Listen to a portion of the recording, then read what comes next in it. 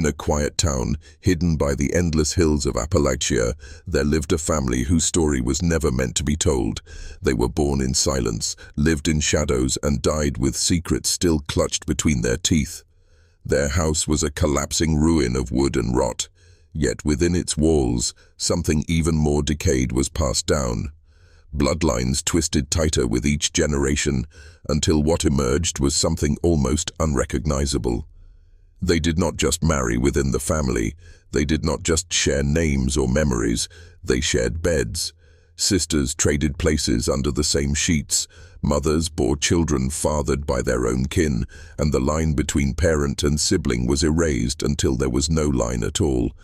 This was not just inbreeding. It was something darker, a cycle of captivity disguised as family. When outsiders stumbled upon them, the family didn't deny what they were. They had lived so long inside the walls of their own creation that they no longer knew shame. They looked at visitors with pale, vacant eyes, not with fear, but with confusion, as if the world outside had ceased to exist centuries ago. To them, their way of life was not forbidden. It was the only life that had ever been. But every horror has a beginning, and theirs can be traced to a single decision, a choice made long ago when a family sealed itself away from the rest of society, believing the world had nothing to offer them but pain and betrayal. They thought they were protecting themselves. What they created instead was a prison with no doors. Generations later, children were born into that prison, children who would never see the world, never know that families were not supposed to look like this. They only knew the bed they were born into, and that bed, night after night, did not stay with just one sister. This is the story of the most inbred family ever found in America, a story that most people will never hear, and yet once you've heard it, it will never leave you. The earliest whispers of their bloodline go back to the 1800s when the family first settled deep into the Appalachian wilderness. They were poor, yes, but more than that. They were isolated. Neighbors were miles away, the roads barely passable, and the seasons themselves seemed to wall them in. What began as hardship turned into a fortress of secrecy. The family married within itself, cousins becoming husbands and wives, brothers taking sisters as partners. At first, perhaps, it was hidden behind excuses of survival, but after a few generations, it became an expectation, a tradition no one dared to question. Children born from these unions grew up under strange rules. They were taught not to trust strangers, not to step too far from the home, not to question why their family tree bent back onto itself. Their world was a cycle of repeating faces, where uncles were fathers, aunts were mothers, and siblings were more than just siblings. It was not seen as taboo within those walls. It was seen as destiny. By the turn of the 20th century, the family's features began to tell their story more honestly than words ever could. Some children were born with twisted limbs, others with vacant stares that never seemed to fully connect. The blood was wearing thin, but still, the bed-swapping continued. Sisters would share not only dresses, not only chores, but the same men. If one bore a child, another might be next, and no one spoke of paternity because no one could be certain. Outsiders who happened upon them reported something haunting. The family's language was often broken, their voices carrying strange cadences, like echoes of forgotten words. Some children could barely communicate at all, speaking in grunts, gestures, or animal-like noises. To the modern eye, it was disturbing. To the family themselves, it was simply how things had always been. What is perhaps most unsettling is not just the inbreeding, but the absence of awareness. They did not believe they were doing anything wrong. The daughters did not rebel, the sons did not refuse. Their lives were contained within that home, and so their choices were too. A prison without bars, a cage built out of blood. And as each generation passed, the cycle grew tighter, the roots twisting deeper into the soil, until escape seemed not only impossible but unimaginable. When investigators and journalists finally reached the family, what they found did not resemble a household in the traditional sense. It was more like a living relic, preserved from another century. The home was collapsing, patched together with scraps of tin and rotting boards. Mattresses, stained and sunken, lay directly on the floor. Clothes were shared until they became rags, and inside, generations moved together in ways that blurred all sense of order. Men and women no longer seemed to operate within the roles most of us consider natural. A daughter could also be a cousin, a sister might also be an aunt, and mothers sometimes gave birth to children fathered by their own sons. Within that house, sisters were swapped as if they were pieces of property, their beds never belonging to just one man. There was no ceremony, no spoken agreement, only a silent passing of roles, as if everyone already knew what was expected. Visitors described the air as heavy, not just with the smell of decay, but with something harder to name, a sense of time itself collapsing. The children were pale, some with distorted features, others with vacant stares that seemed to drift past reality. Communication was fractured. Some spoke in disjointed words, others made only sounds, guttural noises that barely rose above whispers. Their existence was one of survival, but survival twisted beyond recognition. When the world outside finally became aware of them, questions were raised. How could this happen in America, a land that prides itself on progress and freedom? How could an entire family collapse inward like this, hidden in plain sight for generations?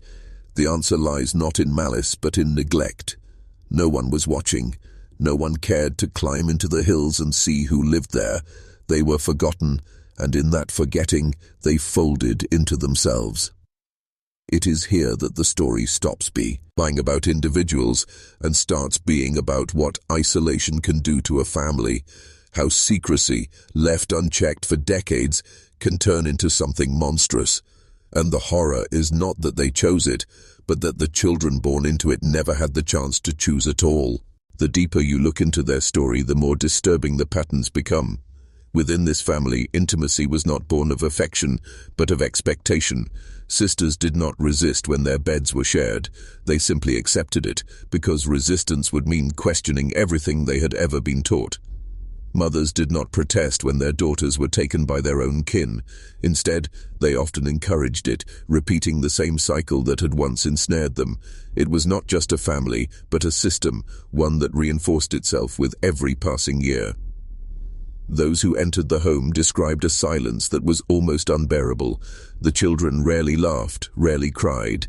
Their eyes followed outsiders with a mixture of suspicion and confusion, as though they were witnessing a species they had never seen before. Some could not walk properly, their bodies weakened by generations of shared blood. Others made noises instead of words, communicating in grunts and cries that seemed more animal than human. In their world, language had eroded, much like the collapsing house around them. The beds themselves told the story most honestly. Mattresses were worn flat, soaked in years of use, and rarely belonged to just one person. A girl might sleep beside her brother one night, her uncle the next, and her cousin after that. There was no sense of ownership, no separation between private and public, between family and partner. Everything bled together, and in that bleeding together, their identities dissolved as well. Outsiders often wonder how no one ran. Why didn't a child escape, flee into the woods and never return? But when you are born into a prison that has no locks, when you do not even know a world exists outside its walls, escape is not an option. It is not even a thought. The children of this family were not trapped by chains. They were trapped by ignorance, by a belief that this was how every family lived. And perhaps the most haunting part of it all is this: they did not see themselves as broken. In their eyes, this was family. This was life. It was only outsiders peering in from the modern world who recognized it for what it truly was, a nightmare passed down through blood. There came a moment when the outside world could no longer look away. Journalists, sociologists, and even law enforcement stepped into the home, carrying not just curiosity, but judgment. Cameras captured images that would disturb anyone who saw them. Children with blank stares, adults who seemed detached from reality, and a family tree so tangled it could barely be drawn. What they uncovered was not a story of individual sin, but of generational collapse. For the first time, the family was confronted with how the world saw them. Outsiders called them monsters, freaks, the product of pure inbreeding. But within the home, they were simply fathers and daughters, brothers and sisters, mothers and sons. To them, there was no horror in what they had done. The shame belonged to those who looked in, not to those who lived inside. Reports spoke of unintelligible communication, grunts, squeals, animalistic sounds. The children were often unable to attend school, unable to adapt to society beyond their walls, and yet, despite the broken language and fractured gestures, they still expressed loyalty to each other.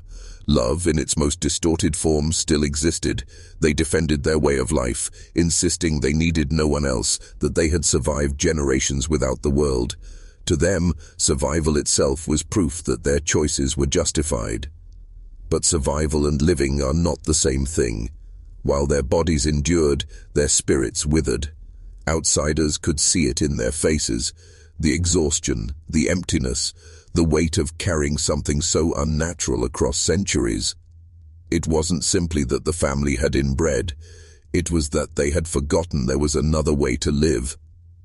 If you're still watching, you're already braver than most. Tell us in the comments, what would you have done if this was your bloodline? Would you have stayed in the only world you had ever known, or would you have tried to break free, even if it meant leaving everyone you loved behind? Because that is the question that haunts this story, not just what they became, but what any of us might become if trapped in the same cycle with no doors to escape and no windows to see the world outside. As the years went on, the family became less a mystery and more a spectacle. Newspapers printed lurid headlines calling them the most inbred family in America. Documentaries followed, each one peeling back another layer of their private lives for the public to gawk at. And yet, for all the exposure, little changed for those still inside the home. They remained in the same decaying house, moving through the same routines, their lives displayed to millions, yet untouched by progress. The sisters, still sharing the same bed, were not seen as victims in their own minds. They accepted their roles as if scripted by forces older than themselves. When one sister was with child, another might quietly take her place at night, filling the silence without complaint. The men did not ask permission, and the women did not expect it. Consent was not a concept, it was simply a cycle repeating itself in the dark. Some visitors argued that the family was dangerous, even monstrous. Others saw them as deeply tragic, people who had been abandoned by society, left to fold into themselves until they became unrecognizable. Both views carry truth. For within this family lay both innocence and horror. Innocence in the children who never knew better, horror in the system that refused to break itself, no matter how much suffering it created. Psychologists who studied the case often spoke of intergenerational trauma, wounds passed not through stories, but through blood and silence. Each new child inherited not only genetic weaknesses, but the weight of decisions made long before they were born. They carried the burden of a family that had locked itself away, choosing secrecy over survival, and in doing so, condemned every descendant that followed. The sisters, the mothers, the daughters, they were all bound to one another in ways that went far beyond kinship. Their lives were not their own. They were extensions of a single choice made generations ago when a family decided to close its doors to the world, and with every year that passed, that choice became a curse, one no one inside could ever put into words. And so we come to the final reckoning of their story, not with justice, not with redemption, but with silence. The family still exists, scattered now in pieces, some clinging to the same hollow home, others drifting to nearby towns where their names are whispered but never spoken to loudly. Society has labeled them, studied them, and displayed them, but in truth, the deeper tragedy is not in their exposure, but in their forgetting. They were left alone for too long. Generations passed unnoticed, children born and buried without ever touching the outside world. By the time the light of modern eyes fell on them, it was too late. Their bloodline bore the marks of every secret kept in darkness. The family did not need punishment. They had already been punished by their own walls, by their own silence, by the relentless narrowing of their lineage until escape became impossible.